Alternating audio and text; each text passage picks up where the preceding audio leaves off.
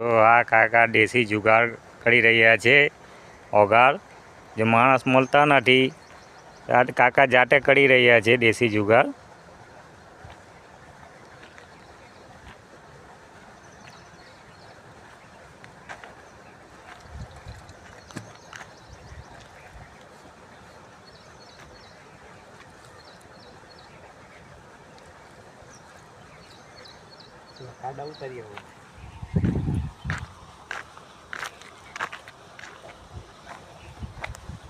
જો આ કાકાએ કર્યું છે।